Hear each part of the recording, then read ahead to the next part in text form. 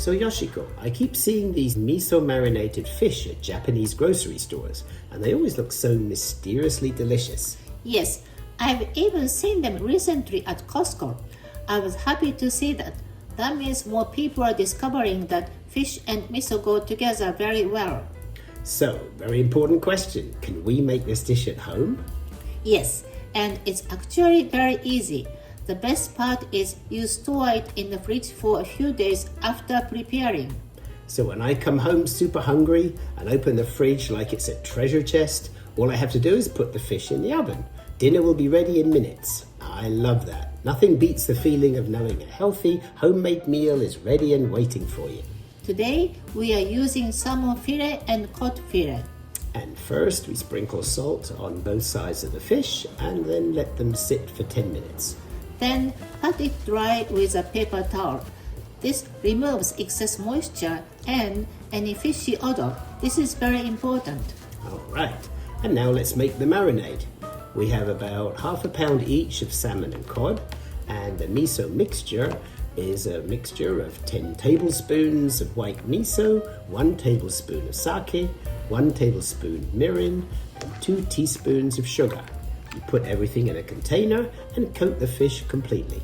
This miso is Saikyo miso, a sweet, beige, low-sodium white miso from Kyoto. It's the best for this dish. So basically, with this miso, we could pretend we're in Kyoto, even though we're actually in New York, but still creating some Japanese culinary magic. Exactly, and Saikyo miso is easy to find at Japanese grocery stores or also online.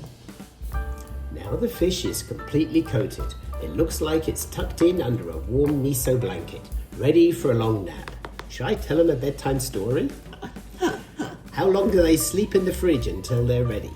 2 to 3 days in the refrigerator is ideal. Okay, well, now they've had their sleep and are fully marinated. Time to wipe the miso off with a knife and then again with a paper towel. Yes, first wipe with a knife so you don't waste the miso. You can reuse this mixture up to 2 more times if you wish.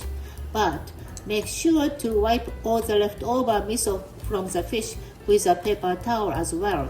If you don't, trust me, it will burn very quickly. Yeah, we don't want any leftover miso on the fish. Now place the fish on some non-stick foil on a tray and bake at 400 to 425 Fahrenheit for 10 to 15 minutes. The timing depends on the thickness of the fish pieces. Bake until the surface gets slightly dark and glossy. Wow, it looks beautiful. I'm so excited. Great!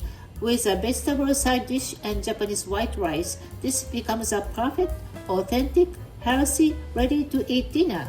Let's enjoy it while it's warm. Itadakimasu! Love Japanese food? Let's make it easy at home.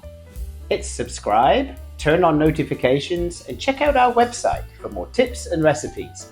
If you enjoyed this video, give us a thumbs up and share it with your friends. Got questions or requests? Drop a comment. We love to hear from you. Stay hungry, stay curious. Happy cooking!